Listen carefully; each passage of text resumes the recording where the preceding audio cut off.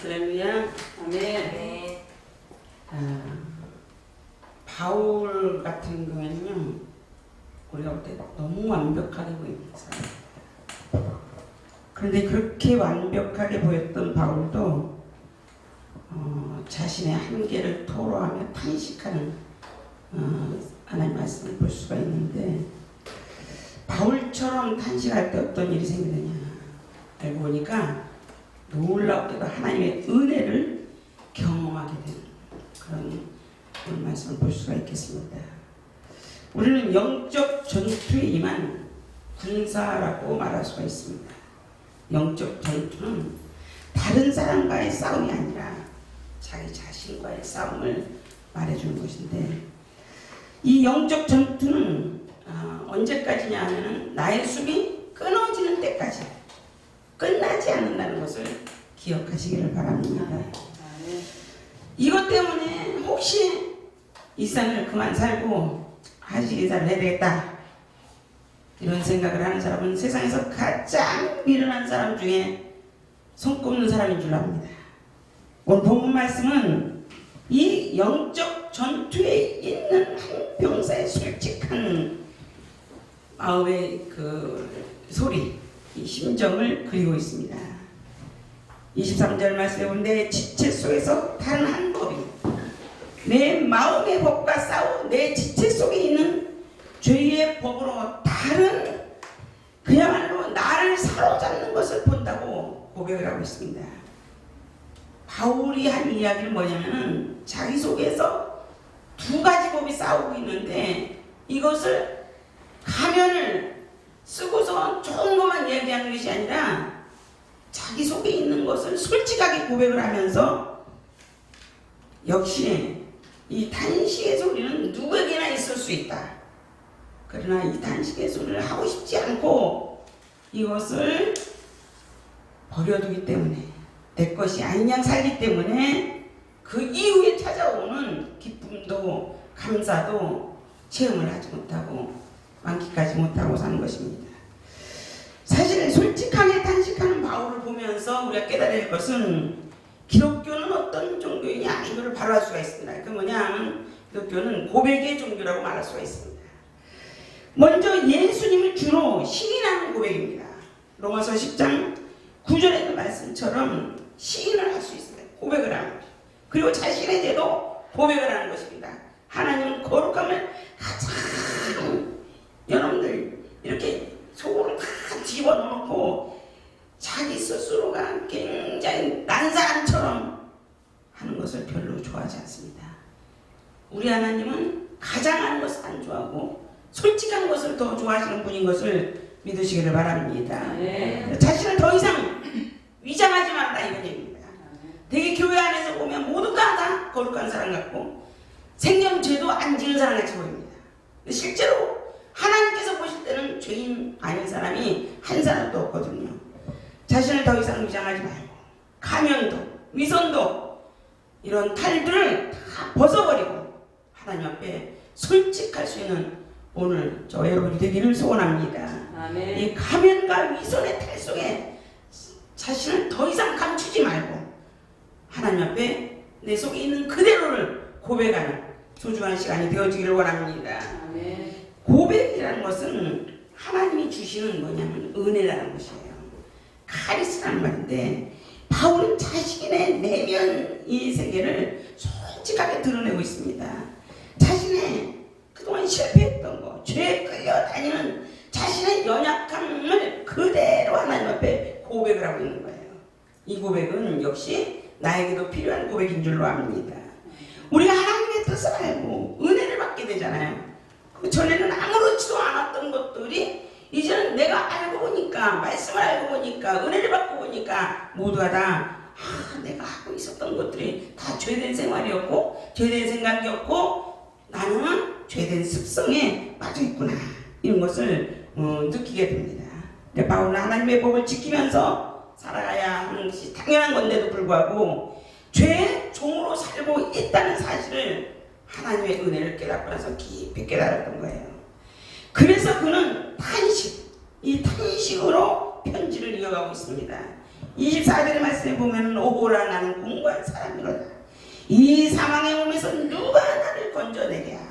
여러분들 이렇게 말할 수 있는 사람이 기독교인 중에 몇 명이나 되겠습니까? 은혜를 입게 되면 우리도 이러한 고백이 나올 줄로 믿습니다.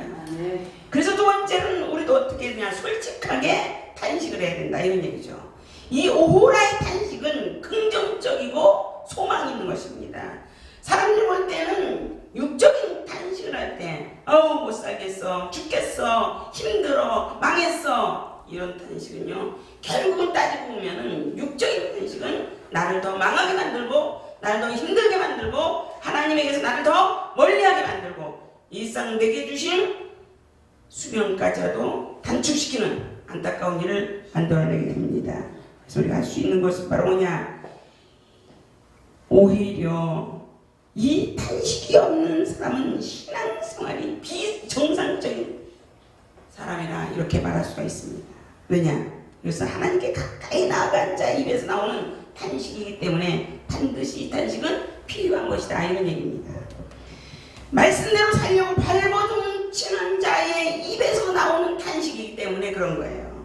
하나님을 가까이에서 배웠고 그 영광 앞에서 자신도 모르게 터져나오는 탄식이 있어야 된다 이런 얘기죠. 그러니까 연약하고 부족해서 자기는 거룩하게 살려고 깨끗하게 살려고 하는데 나는 모르게 죄를 범했습니다. 말씀대로 살려고 애를 썼는데 살지 못하고 그러다 보니까 내 속에서 뭐가 오냐면 갈등이 오지요, 가책이 오지요, 고통이 오지요. 드디어 하나님 앞에 돌아갈 수밖에 없습니다. 회개의 눈물을 흘릴 수밖에 없는 거예요. 이것이 바로 오호라의 탄식인 줄로 믿습니다. 우리가 하나님의 자녀가 되었지만 여전히 우리는 육체 가운데 거하는 거예요. 우리 중에 누구도 죄를 짓고 싶은 사람은 없을 것입니다. 그런데 육신을 입고 사는 이상 우리가 여전히 놀라웠길 말입니다. 육체 가운데 사는 자로서 죄를 짓고 살고 있다 이런 얘기입니다. 죄에게 자꾸 내가 끌려가는 그런 약점을 내가 지니고 있다는 것을 꼭 기억해야 됩니다. 사랑하는 여러분들, 이렇게 끌려가고 있음에도 불구하고 아무런 탄식이 없고 그 어떤 감각도 없다면은 그가 진정 신앙인이라고 말할 수가 없는 거예요. 교회 50년 다녔는데 한 번도 회개라는 거 안 해봤다면요, 그건 가짜 신앙입니다. 여러분들, 비록 몸은 끌려가고 있지만은 우리는 거기에서 할 수 있는 것이 뭐냐, 은혜를 입게 되면 소리쳐야 될 줄로 믿습니다. 탄식해야 되는 것입니다. 뭐라고 소리를 질러야 됩니까? 누가 나 좀 구해주세요. 오호라의 탄식이 바로 이거예요. 나 좀 구해주세요. 나 좀 살려주세요. 나 좀 꺼내주세요. 여러분들, 연약하여 죄에 끌려가고 있습니다. 내 육체가 죄의 법 아래로 나를 사로잡아가고 있어요. 나는 이길 힘이 없습니다. 여러분들, 있어요 없어요? 이길 힘이 없어요. 하지만 소리쳐야 돼요. 오호라의 탄식을 여러분들 자신있게 드러내시기를 바랍니다. 오호라의 탄식이 있어야 살 길이 열리는 거예요. 말씀대로 살지 못하는 안타까운 탄식이 있어야 될 줄로 믿습니다. 원하는 대로 행하지 못하는 모순 때문에 고민하는 그런 탄식이 있어야 된다 이런 얘기예요. 성령의 소욕과 육체의 소욕 때문에 갈등이 일어나는, 당연히 있어져야 됩니다. 이 과정이 있어져야만이 내가 하나님 앞에 바로 세움을 받게 된다 이런 얘기입니다. 만일 우리에게 이런 갈등이 있다면 오호라의 탄식이 당연히 터져나와야 된다 이런 얘기입니다. 할렐루야. 하나님의 말씀의 법을 따라서 나도 순종하기를 심히 원하고 그 뜻을 따라가기를 원한다면 이 탄식의 과정이 반드시 있어야 된다 이런 얘기죠. 이렇게 볼 때 오호라의 탄식은 무엇이냐, 하나님이 주신 은혜 중에 은혜인 줄로 믿습니다. 아멘. 이것은 중생하지 못하는 사람에게서는 들을 수 없는 탄식이에요.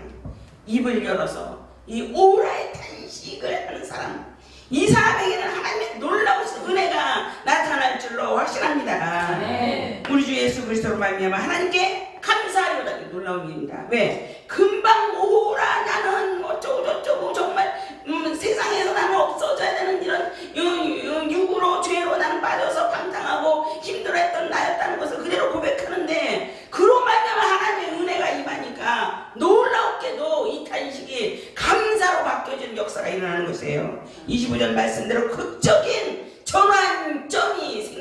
얘기입니다. 오라의 탄식.